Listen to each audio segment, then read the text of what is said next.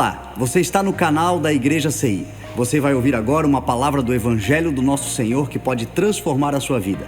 Antes de liberar o vídeo, eu quero pedir para que você se inscreva no nosso canal e compartilhe, para que mais vidas sejam abençoadas. Agora sim o vídeo será liberado. Que Deus te abençoe. Evangelho escrito por Marcos, capítulo 4, o verso de número 26 a seguir, diz assim a palavra do Senhor: Ele prosseguiu dizendo, Ele quem? Jesus Cristo, o nosso Senhor, o nosso Salvador, o Verbo, a palavra, o mestre dos mestres, aquele que quando fala a gente presta atenção, quando fala a gente não se distrai, quando fala ninguém mais fala, quando fala alguma coisa acontece.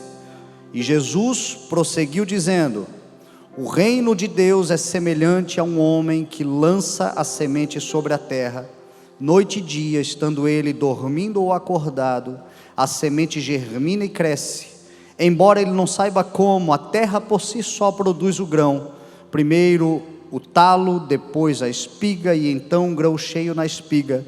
E logo que o grão fica maduro, o homem lhe passa a foice, pois chegou a colheita. Amém? Pai, nós te louvamos, Senhor, pela tua santa, poderosa palavra.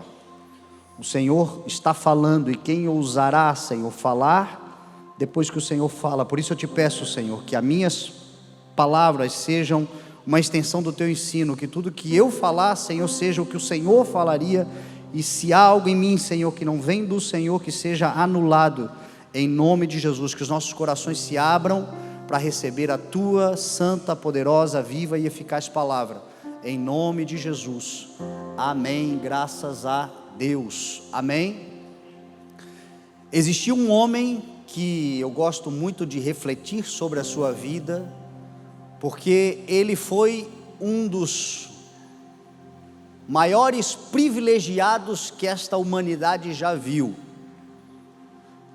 Privilegiado porque ele foi dotado de algo que é o que você e eu precisamos, e isto se chama sabedoria, a capacidade de compreender sobre as coisas, o entendimento, o discernimento, a segurança. A sabedoria é algo que Deus nos dá, e este homem chamado Salomão foi dotado de uma sabedoria extraordinária. Nunca houve antes dele rei tão sábio, depois dele não houve também. E por conta da sabedoria que Deus lhe deu, também desfrutou de poder, de fama, de riqueza, de extensão territorial, conquistou muitas coisas. Salomão foi o homem que, apesar da sua sabedoria, ele viveu um tempo também desviado da sua fé, desviado do seu propósito, cheio de sabedoria e de talento, mas fracassando quanto ao seu chamado em Deus, porque nós podemos nos perder, se nós não vigiarmos, se nós não nos atentarmos principalmente ao comando de Deus, porque o Senhor, quando lhe deu a sabedoria, lhe deu também uma ordem, lhe deu também um comando: não se desvie, não desobedeça, não se envolva com mulheres estrangeiras, porque elas farão você desviar a sua fé. Ele tinha um comando juntamente com um dom, mas ele se esqueceu desse comando. O interessante é que, apesar de estar desviado, ou ter se desviado, o seu dom estava presente. Deus nunca lhe tirou a sabedoria, Deus nunca lhe impediu de prosperar e de enriquecer. Como Deus disse: além da sabedoria, eu vou te dar riqueza, eu vou te dar fama, eu vou te dar poder, eu vou te dar influência, eu vou transformar você em rei de reis. E foi isso que ele fez, foi isso que ele viveu. Os seus dons e o seu chamado eram irrevogáveis, e ele estava desfrutando, entretanto desaprovado diante do Senhor. E a gente precisa se atentar a isto, porque às vezes nós estamos funcionando perfeitamente nos nossos dons, mas o nosso coração e a nossa atitude, a nossa intenção em desaprovação diante do Senhor. Nós, como seres humanos, muitas vezes nós olhamos para o talento das pessoas e as validamos pelo talento que elas têm. Deus não olha o talento, até porque o talento é dele, o talento é algo de Deus para nós. Deus olha o caráter, que é algo de nós para Deus. O que Deus sonda é caráter, o que Deus sonda é obediência. O que Jesus disse que era prova de amor a Deus era a obediência. Aquele que me ama me obedece. Então a gente tem que tomar cuidado, porque às vezes a gente está fluindo, os dons estão aí, os talentos nos foram dados, mas o nosso coração pode estar desaprovado diante do Senhor, e Deus não vai tirar o dom, Deus não vai tirar o talento, Deus não vai te tirar aquilo que Ele te deu, porque Ele te deu, está dado. Um dia você vai prestar conta, e eu também, diante do Senhor, mas está dado. Salomão viveu muito tempo desviado, graças a Deus, na sua velhice, ele se atentou, ele acordou, ele se arrependeu, ele se consertou com Deus, ele voltou o seu caminho para o Senhor, e ele deixou ensinamentos maravilhosos. E um dos ensinamentos que ele deixou foi que a sabedoria procede de um único pastor, procede do Senhor. Paulo vai dizer que Jesus é a fonte da sabedoria e de todo o conhecimento. Salomão, em Eclesiastes capítulo 12, o seu livro das lamentações de um velho sábio arrependido pelo tempo que desperdiçou da sua juventude, aonde ele poderia trabalhar com mais força e vigor, ele diz: não desperdice a sua juventude, ó jovem, gaste a sua energia da sua juventude para o Senhor, porque os anos vão passar, as coisas vão se perder, e você vai se frustrar. Então sirva a Deus nos dias da sua juventude. E ele reconhece dizendo que as palavras dos sábios são como aguilhões, e a coleção dos seus provérbios e ditos são como pregos bem fixados, provenientes do único pastor, com P maiúsculo. Quem é o único pastor? Salomão teve uma revelação de Jesus 1000 anos antes de Jesus se encarnar. Nós já conhecemos o Cristo encarnado, morto e ressuscitado, e Ele é o único pastor das nossas almas, das nossas vidas, e portanto, aquele que pode nos dar sabedoria. E uma vez que nós nos tornarmos sábios, nós poderemos desfrutar de todas as coisas que essa terra tem para nos oferecer, porque Ele prometeu que nós comeremos e desfrutaremos dos melhores frutos desta terra. Agora é necessário a sabedoria. Se nós formos famosos, porque Deus prometeu fama para Abraão, e disse lá em Gálatas que a mesma promessa feita a Abraão é uma promessa feita a nós, porque por Abraão nós somos também filhos de Deus e herdeiros da mesma promessa, o pai da fé. Então fama é algo que Deus quer nos dar, a questão é para quê? Se você se tornar famosa ou famoso sem sabedoria, provavelmente você vai se tornar alguém que pensará que está acima da média.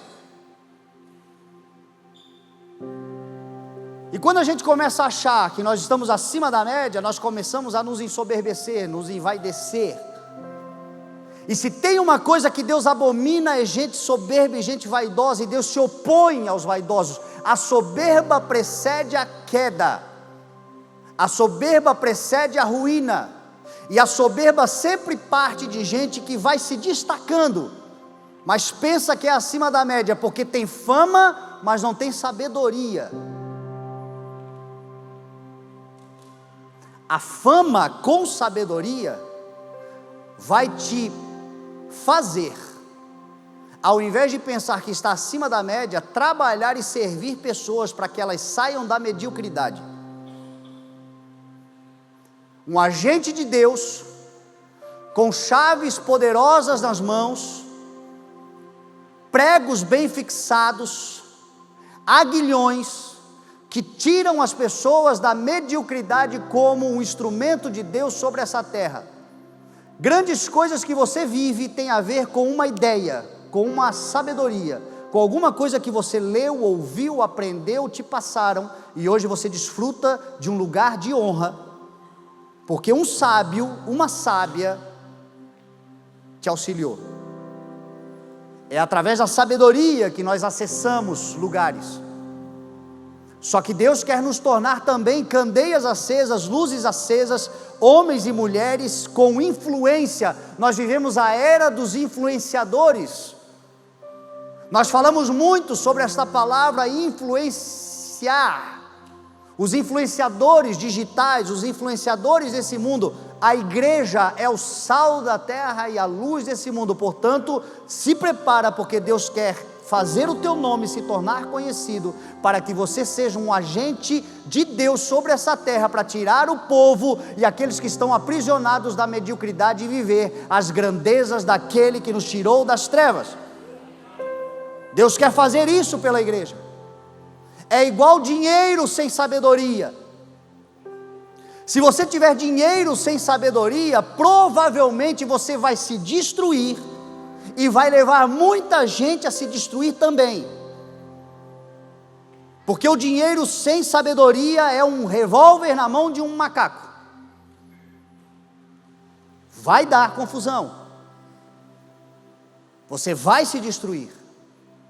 Se você tiver dinheiro com sabedoria, provavelmente você envelhecerá como uma matriarca, como um patriarca, como aquela mulher de Provérbios capítulo 31, que é o epílogo da mulher exemplar, aquela mulher que tem o seu negócio lucrativo, aquela mulher que desfruta, aquela mulher que realiza, aquela mulher que edifica a sua casa, aquela mulher que faz com que o seu marido tenha na sua casa um lugar de refúgio, seus filhos assentados à mesa se desenvolveram educacionalmente, uma mulher que graças a Deus teve recursos para poder promover as coisas, mas com sabedoria.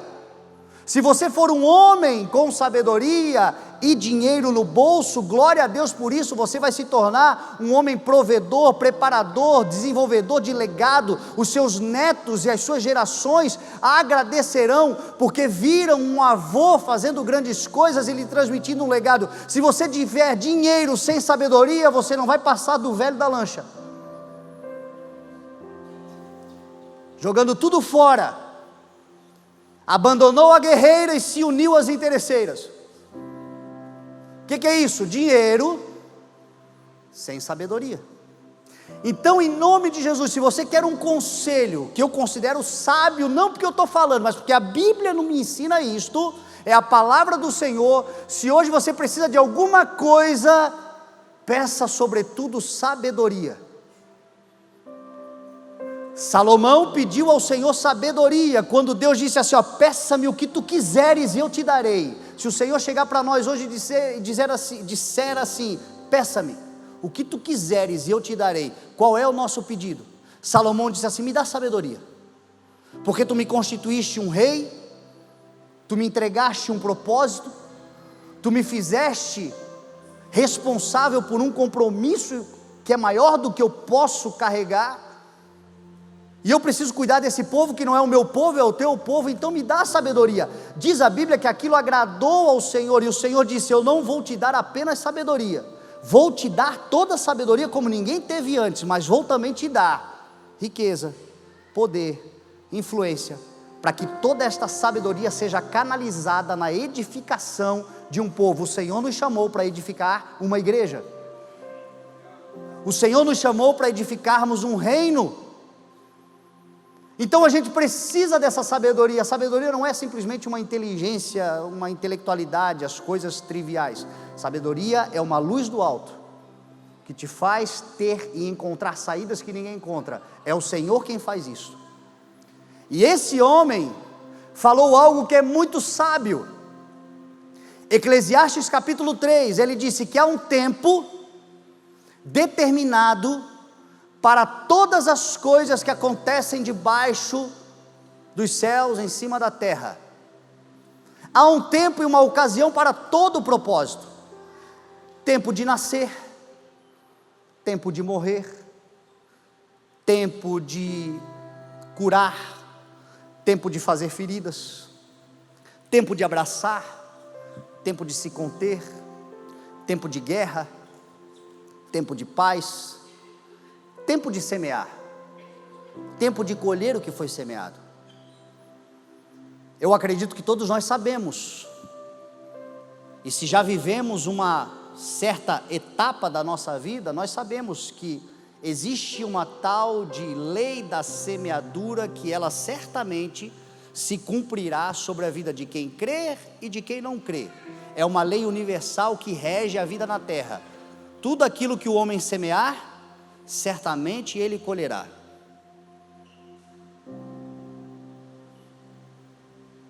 Essa semana alguém na internet me perguntava sobre, nas caixinhas de pergunta, falava que estava sucumbindo à depressão, à vida angustiosa que vivia e não estava conseguindo vencer essa batalha. E eu disse a ela, sem parecer insensível à sua dor, porque a gente sabe que as pessoas sofrem com isso, mas dizendo a ela que a única saída para ela era semear um novo estilo de vida, semear uma nova forma de pensar, semear uma nova forma de viver, e não desanimar, porque no tempo próprio ela vai colher, e a vida vai mudar. Hoje, nós vivemos um problema muito grave na nossa sociedade, como seres humanos, coisas que vão se intensificando cada vez mais até que Cristo volte. Eu creio que isso vai se intensificar. Salomão, que disse em Eclesiastes 3 que há um tempo determinado para todas as coisas, também disse em Eclesiastes 8, o que complementa, e é aqui que eu vejo a nossa maior dificuldade. Ele diz que o sábio, aquele que recebeu sabedoria, aquele que foi dotado de sabedoria, é alguém que sabe discernir o tempo e o modo para todas as coisas. O coração do sábio está em discernir a hora certa e a maneira certa de agir em todas as ocasiões. E é por isso que você e eu precisamos da dita sabedoria, porque o que eu percebo olhando e observando as pessoas, muitas vezes olhando para as coisas que eu estou vivendo, avaliando, eu gosto muito de meditar sobre o comportamento humano. O que eu percebo na maior parte dos casos é uma dissintonia entre o tempo e o modo, a hora e a maneira como agir. Nós vivemos hoje uma sociedade muito depressiva. Isso tem a ver com o tempo e com o modo. O tempo é o presente, o que nós temos é o agora. O dia para você ouvir a voz do Senhor e não endurecer o teu coração e determinar uma nova vida a partir de hoje, é o hoje. Agora, se você está no tempo presente, não tem como você estar em outro tempo, mas o modo como você vive é o passado, depressão.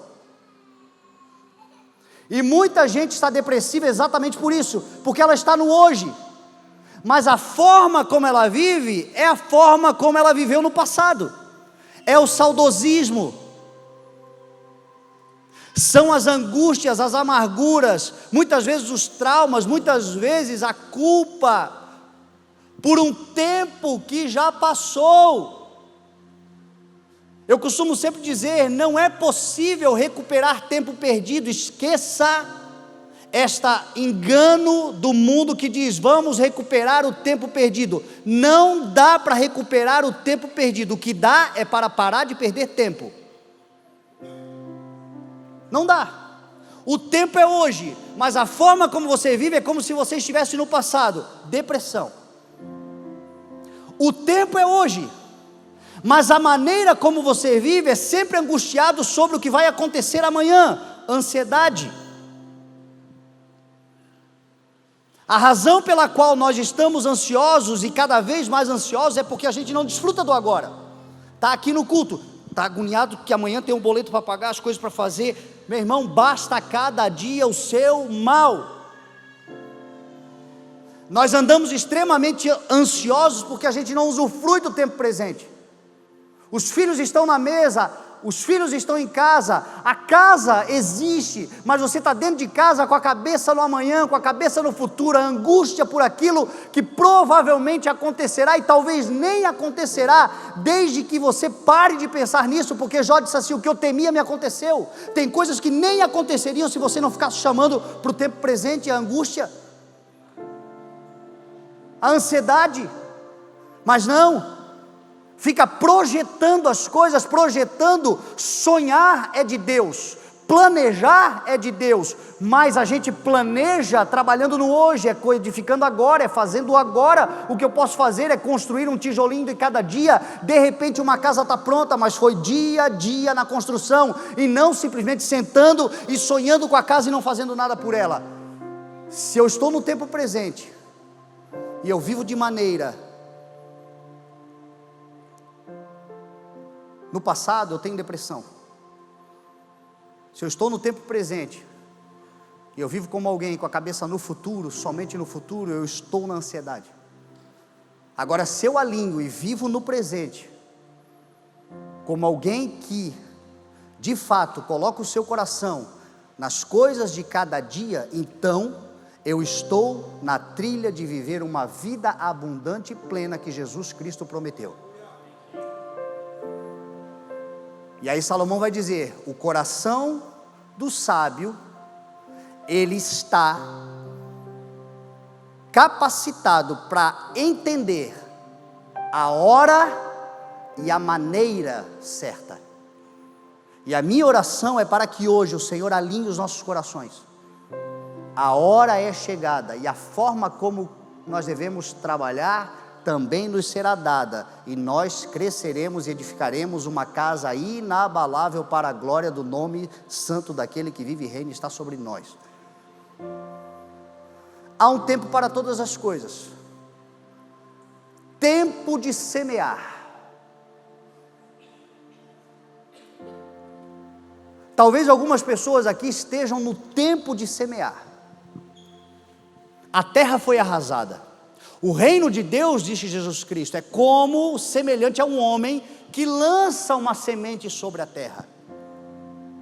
As coisas que Deus vai fazer na nossa vida vão começar através de um processo de semeadura. Os céus e o trono da graça do Senhor é semelhante a uma loja de sementes. Você quer uma macieira? Você está pensando numa laranjeira, você está pensando numa palmeira. Só que quando você chega diante do Senhor, o Senhor não vai te entregar uma palmeira, uma macieira, uma laranjeira. O Senhor vai te entregar um saquinho de sementes. E vai dizer para você: aí nessa semente, apesar de parecer desprezível, nela já está tudo que a vida precisa para existir. Porque a semente é o óvulo fecundado, já há vida. Você só precisa entender como fazer. Já está na hora de fazer, mas você precisa fazer da maneira certa. Então, tempo de semear, existe uma maneira certa de agir. E é aqui que nós devemos começar a sincronizar a nossa vida, termos sabedoria para comermos e desfrutarmos os melhores frutos dessa terra. Tempo de semear é tempo de suar. Tempo de semear é tempo de trabalhar arduamente. Tempo de semear é tempo de se esforçar. Tempo de semear é tempo de se desgastar. Quem está em tempo de semear está na hora de arregaçar as mangas e trabalhar arduamente, não fantasiosamente. Tem muita gente que está no tempo de semear, mas é uma fantasia. Você conversa com ela, você conversa com ele, é cheio de ideias, cheio de planos, mas nenhuma execução. Você conversa com a pessoa, ela fala detalhadamente de coisas extraordinárias, mas você não vê nela nada que seja condizente com o que ela está dizendo, porque não há nela o momento, a hora ela não está entendendo que se Deus me deu semente, a hora é de trabalhar, é de se calar e trabalhar, ainda com choro, mas trabalhando arduamente. Do suor do teu rosto tu comerás do teu pão. Quantas pessoas você conhece que cada vez que você para do lado delas tem um monte de ideias, mas a vida não vai?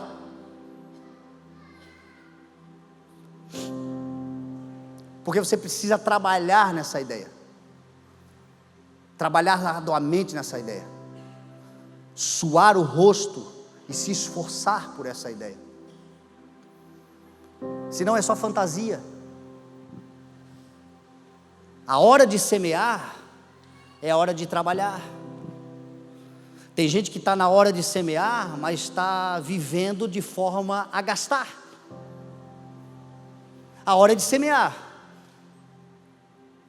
mas ele ou ela gasta de forma dissoluta, vive toda hora atrapalhado, é um carnê em cima do outro, e vão acumulando as coisas, aí pede para o Senhor dinheiro, Senhor, se tu me abençoar, se tu me prosperar, se tu me enriquecer, e o Senhor está dizendo, não dá, porque se eu te enriquecer mais, você vai aumentar a tua dívida. Você não entendeu que hora de semear é hora de trabalhar, não é hora de gastar? Se está nessa fase, é isso que precisa ser feito. Semear com trabalho. Salomão vai dizer em Provérbios: aquele que fica observando as nuvens não plantará, e aquele que fica observando os ventos não colherá. Sabe gente que vive com a cabeça cheia de vento? No mundo das nuvens, fica nas nuvens, olhando. O tempo está passando, as pessoas estão trabalhando, ele está cheio de ideia, ele olha para o céu e fica pensando, vou fazer isso, vou fazer aquilo, mas fica observando e não planta, não vai colher. Se você está nessa fase, é hora de trabalhar duro. Uma coisa eu garanto, o Senhor vai te honrar por todo o trabalho, porque aquele que sai semeando, ainda que com choro, voltará colhendo os seus feixes com alegria. Aquele que com lágrimas semeia, com cânticos de alegria, colherá, diz a palavra do Senhor. O tempo e o modo, se é tempo de semear, é hora de trabalhar. Trabalhe, se esforce, acredite, vá para cima, comece do jeito que dá. Eu nunca me esqueço do nosso início ministerial, que Deus deu uma palavra que nós seríamos grandes, que o Senhor faria coisas extraordinárias, mas o fato é que as coisas grandes não estavam na nossa mão. Um dia o Senhor foi claro comigo, porque eu ficava esperando, Senhor, me dá a coisa que eu vou começar a fazer, me dá a coisa que eu vou começar a fazer. Um dia o Senhor falou comigo, Fernando, vai para uma praça pública, porque o que você tem, eu já te dei a semente. Se você for para uma praça pública, eu vou com você. E nós entendemos, meu Deus, a gente precisa começar. Vamos começar onde? Não tem uma porta, não tem uma sala, não tem nada. Tinha a oficina do Fabiano, nós começamos lá, semeando, chorando, mas o Senhor nos trouxe até aqui. O Senhor vai nos levar para lugares muito maiores ainda, porque grande é o seu nome, fiel é a sua palavra. Mas o tempo de semear é o tempo de se esforçar arduamente. Depois do tempo da semeadura, vem o tempo aonde nós precisamos regar a semente. Talvez você já semeou, você já lançou sobre a terra, você já pegou a palavra, você já creu e você já trabalhou e já começou a fazer. E agora vem o tempo de regar, porque diz a palavra e a agricultura nos ensina que a gente semeia e a gente rega a semente. E o tempo de regar é a hora da atenção total. O tempo de regar é a hora da proteção. O tempo de regar é o tempo onde você agora mantém firme o teu coração na promessa. É o tempo que você sabe que o trabalho foi feito e agora você cuida para que o trabalho não seja destruído,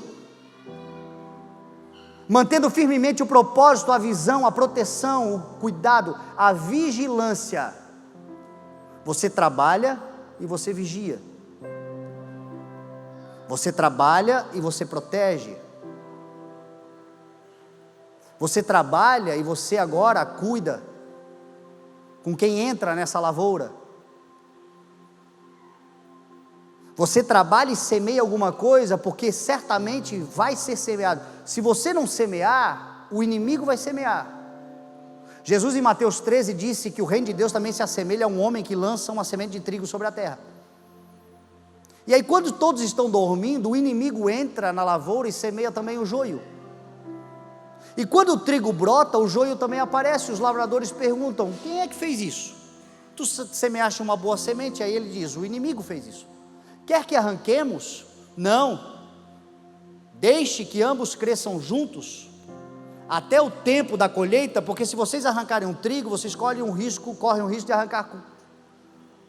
Se arrancarem o joio, correm o risco de arrancar junto o trigo.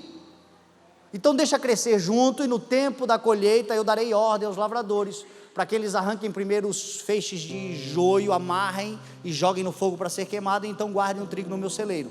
Por quê? Porque a terra está aí para ser semeada. Mesmo você semeando trigo, sempre tem um inimigo que vai semear joio. Agora imagina se você não semear nada, a sua lavoura vai ser de abrolhos e espinhos. Agora, você tem que dormir, em algum momento você vai dormir. Jesus disse assim, que o reino de Deus é semelhante a um homem que lança a semente sobre a terra, noite e dia, estando ele dormindo ou acordado, a semente germina e cresce, a terra por si só dá o grão, porque dormir é divino, mas dormir não é se distrair. Dormir é inevitável, mas a vida não é uma vida de sonolência, é uma vida de atenção. Se você semeou, você está plantando uma empresa, uma família, um negócio. Cuide, porque o Senhor tem te dado isso. Vigie com as propostas malucas que aparecerão, porque agora tem gente que viu, tem gente que sabe que tem alguma coisa plantada ali, pode querer perverter. Agora é a hora de você guardar a fidelidade na palavra do Senhor. Agora é hora de você se manter firme e fiel. Agora é hora de você perseverar. O tempo do regar é isto. E depois dessa fase vem a fase do crescimento. A terra por si só dá o crescimento. Essa é uma fase que Jesus está dizendo que foge do nosso controle. É uma fase que Deus começa a realizar as coisas. É uma fase onde as portas começam a se abrir, os negócios começam a aparecer, as oportunidades começam a surgir, e você vê que é Deus te ajudando, é Deus te favorecendo, mas Deus favorecendo quem plantou, Deus favorecendo quem cuida, Deus favorecendo quem está esforçado, Deus favorecendo quem se dedica, Deus favorecendo quem está no centro da sua vontade, Deus favorecendo quem está no propósito, Deus ajudando, a terra fazendo acontecer. O que Deus espera de nós nesse momento é fidelidade, porque nesse momento começam a surgir as coisas. Tem gente que nem viveu a grande colheita e já está se desviando só porque viu um talo. Você conhece gente assim? Deus tem promessas de nações, dá um bairro, o cara já se perde.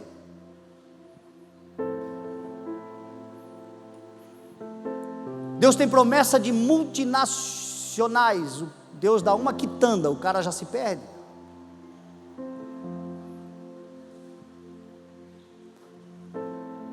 Deus devagar vai entregando as coisas. O reino de Deus é semelhante a um homem que lança semente sobre a terra por si só produz, primeiro o talo, depois a espiga, depois o grão cheio na espiga, e depois a maturidade do grão, e depois a colheita. Olha quantos estágios. Deus não vai te dar tudo de uma vez, mas o que Ele começou a te dar é infinitamente menor do que aquilo que Ele ainda te dará para a glória do seu nome.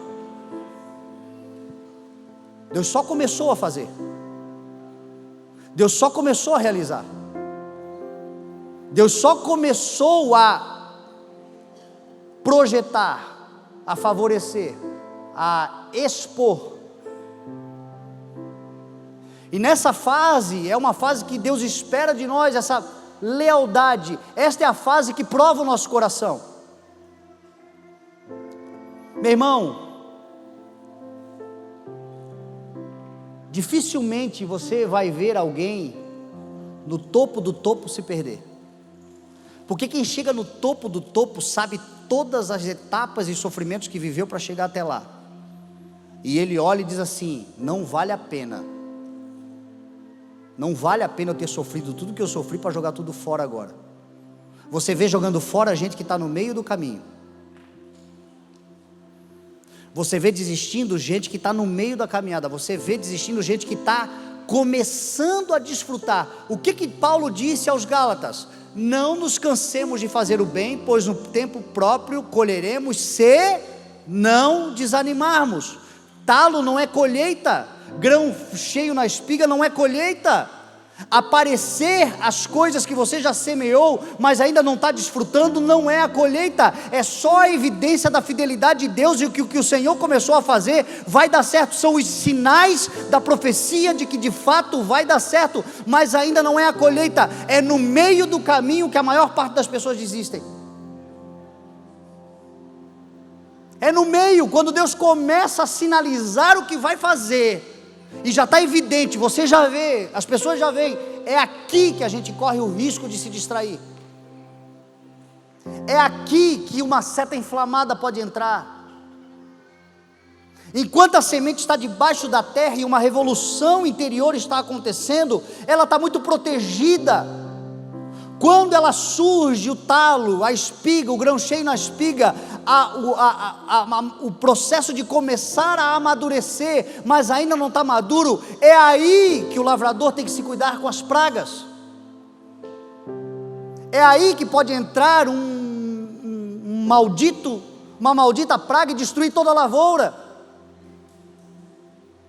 é aí que o inimigo, que é o devorador, que é o gafanhoto, que é o destruidor, é aí. Mas existe um antídoto.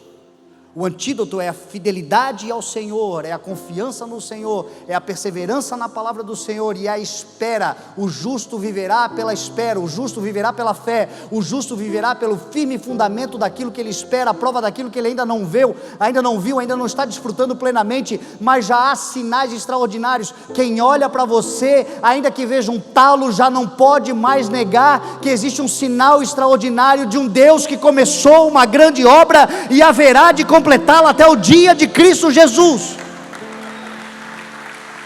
Então não te distraia, toma cuidado nessa fase. Como é que eu tomo cuidado? Ficando neurótico? Não, mantendo-me fiel ao Senhor. E aí, depois dessa fase do crescimento, chega a hora da colheita. Porque tudo aquilo que o homem semear, certamente ele colherá. Se você quer mudar a espécie da colheita, mude hoje a espécie da semeadura. Se o que você está colhendo até aqui não tem sido algo que agrada os teus olhos, que não agrada o teu coração, e você tem um senso de alguém coerente e responsável, que pelo menos tenha a hombridade de dizer: eu não vou transferir a responsabilidade da minha vida para ninguém, eu estou vivendo o que eu estou vivendo porque eu sei o que eu fiz, eu estou vivendo o que eu estou vivendo porque eu sei que eu pisei na bola, comigo, com os meus, com a minha história. Não dá para ficar condenando e culpando os outros o tempo todo. Tem pessoas que entram na nossa vida para tentar nos prejudicar, ser pedra de tropeço. Sim, tem gente que prejudica, mas a nossa vida ainda assim é responsabilidade maior nossa. E tem gente que tem coerência para dizer: Senhor, eu entendo, e eu reconheço que eu estou colhendo muita coisa que fui eu que semeei. Agora, você está vivo, não está? Então você pode mudar hoje a espécie da semente, e não vai demorar muito tempo. O que era espinho vai se tornar flor, o que era amargo vai se tornar doce, e uma colheita extraordinária o Senhor terá para te oferecer. O tempo da colheita virá. Tem gente aqui que está vivendo um tempo de colheita, e o tempo de colheita nós temos uma responsabilidade. Qual é? Nos alegrar, celebrar Se você está vivendo um tempo de colheita e você não se alegra com a colheita, você peca contra Deus. E tem um monte de gente com medo de se alegrar, de celebrar, porque você sabe o que você semeou, você sabe o que você sofreu, você sabe quanto Deus foi com você até aqui, você sabe tudo que você passou, e agora você tem medo de celebrar, tem medo dos invejosos, dos boca malditas. Deixa eu falar uma coisa para você, meu irmão: maldição sem motivo justo não pega. Deus é Deus de festa, e Deus espera que você celebre, não para mostrar para a cara da sociedade que você venceu, mas para você se alegrar com aqueles que se alegram com você. Quanto que a tua família foi sacrificada para você viver esse tempo de colheita? É hora de celebrar com eles. Quanto que você teve que se sacrificar lá atrás, no trabalho, na rega, no cuidado, na perseverança. Quanto que você teve que chorar, sofrer, se cuidar. Agora que vem o momento de se alegrar e celebrar, você não vai celebrar? Meu irmão, está na hora de você festejar a grande colheita que o Senhor tem te dado. Se está em tempo de colheita, festeje, usufrua, aproveite, porque você glorifica a Deus. Em Israel, Deus instituiu 3 grandes festas, além de muitas outras durante o ano todo. Se você olhar o calendário judaico, você vai ver que tem festa o ano todo: festa da semeadura, festa da colheita, festa disso, festa daquilo, festa dos tabernáculos, festa festa, porque Deus é um Deus de festa. A volta de Jesus será uma grande festa. O Senhor é na sua vida, o Senhor tem te dado uma colheita abundante. Celebre, festeje. Agora tem um outro estágio ainda, depois da colheita. E na colheita, aqui é importante se dizer também, a colheita também é um lugar que exige trabalho. A diferença é o modo. Se no tempo da semeadura o modo é o da atenção, o do sacrifício, no tempo da colheita o modo é da alegria, mas é trabalho também, porque se você não colher no tempo próprio, estraga no pé. A Bíblia diz que o avarento não herdará o reino de Deus. Quem é o avarento? O avarento é aquele que Deus deu e ele não desfruta do que Deus deu. O avarento é aquele que cresceu, que avançou, mas os seus passam necessidade. O avarento é aquele que não consegue celebrar. Sabe quem é o avarento? É aquele que Deus está dando uma colheita e ele está amaldiçoando o tempo todo. É aquele que a mesa estava cheia na hora do almoço e ele está reclamando por causa da pia cheia de roupa, de louça suja. Não celebra. E o Senhor está dizendo: celebre, mas ainda assim determina e demanda de um trabalho, de um esforço, só que um esforço agora para a colheita. E então vem uma outra fase, a fase do desfrutar do que colheu. Essa fase é a fase da mesa. Essa fase é a fase da contemplação. Eu estou pregando essa mensagem porque eu especialmente estou vivendo um tempo ministerial de contemplação, ministerialmente falando. Já semeei com muito choro, já cuidei com muita dedicação, já esperei muita coisa no Senhor, já vi os frutos aparecendo e maturando, e agora eu tenho vivido um tempo, uma fase de contemplação. Semana passada nós fomos para o Uruguai e eu pude ver a igreja avançando. Nós vimos agora Navegantes, Ilhota, as coisas acontecendo. Estava aqui agora olhando, contemplando o serviço da igreja, as coisas acontecendo de forma que de fato você pode contemplar, você pode se sentar na mesa e observar o resultado do trabalho. É uma fase que você vive, essa fase que você observa e se alegra, só que essa fase também tem uma responsabilidade. Essa fase é a fase em que você transfere, é a fase que você ensina, é a fase que você compartilha, é a fase que você expressa generosidade. Quando você entra na fase da contemplação, Deus espera que na tua mesa haja lugar para todos. Quando você entra na fase da contemplação, Deus espera que aquilo que você vai comer, você compartilhe, você ensine, você você transfira, você seja generoso, porque de novo, eu repito, a vida é cíclica. Depois da fase da contemplação, vem de novo a fase da semeadura. Se você está contemplando hoje, você tem que aproveitar. Por isso que eu falo, quando os dias forem bons, aproveite-os bem. Quando os dias forem maus, considere-os, porque Deus faz tanto um quanto o outro. A vida na terra, ela é cíclica. E sempre que você terminar a fase da contemplação, você vai entrar de novo na fase da semeadura. A diferença é que agora você entra mais forte. Porque se antes você tinha uma semente que gerou uma árvore cheia de frutos, agora você tem muitas sementes em cada fruto. É mais ou menos assim, uma maçã tem 2, 3 sementes, mas quantas maçãs existem numa semente? Então você plantou, agora você vai plantar e vai colher ainda mais. Aquilo que Deus começou a fazer vai se multiplicar, mas você não vai dar mais conta de fazer sozinho. É por isso que você precisa compartilhar. Por isso que você precisa entender que o que Deus te deu até aqui não se trata só de você. Deus quer fazer coisas que vão para além de você. Você está construindo um legado que vai abençoar gerações em nome de Jesus. E se você entrou na fase da contemplação, Deus espera que você compartilhe de tudo.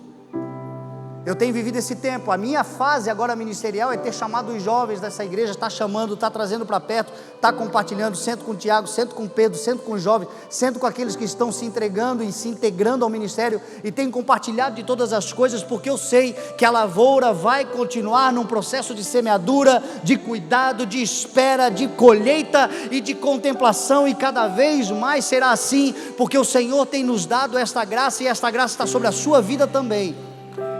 2 Coríntios capítulo 9, Paulo vai dizer: aquele que supre a semente ao que semeia, e o pão ao que come, também lhe suprirá e multiplicará a sementeira, para que façam brotar os frutos da sua justiça, e vocês serão enriquecidos de todas as formas. A tua família vai se multiplicar, os teus dons vão se multiplicar.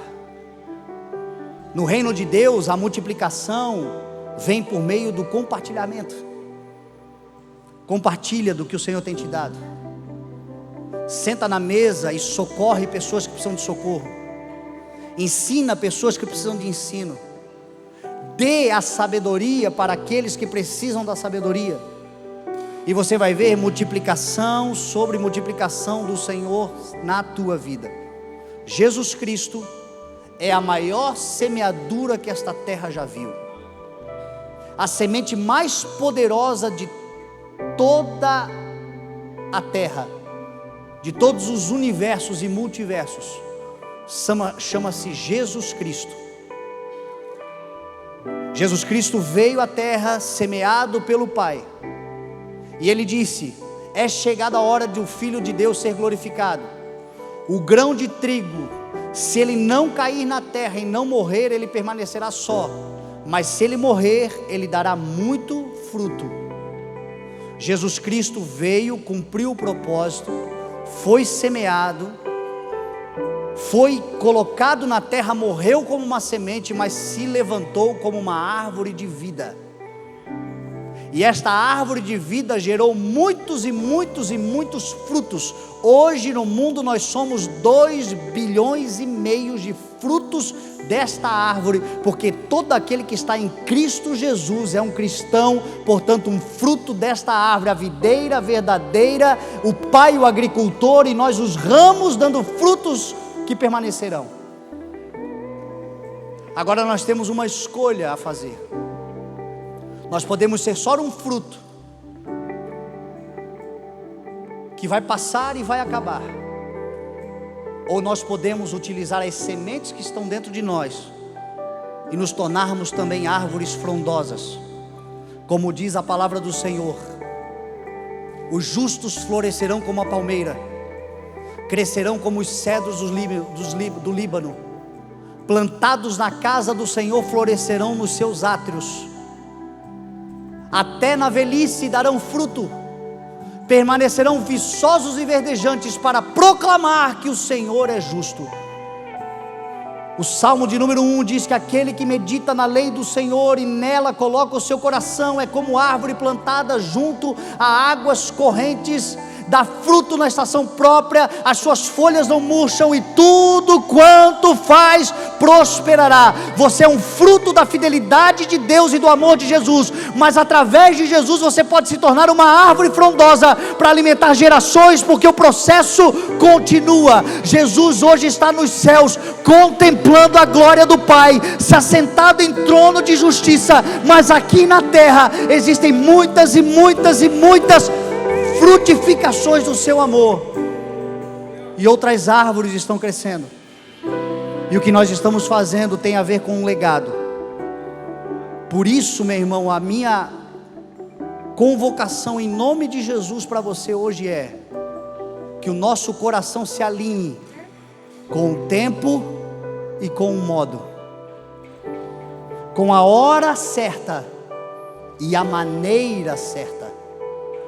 A hora é chegada, a forma o Senhor quer dar, o modo o Senhor quer entregar. Então eu quero te convidar a ficar de pé nessa manhã.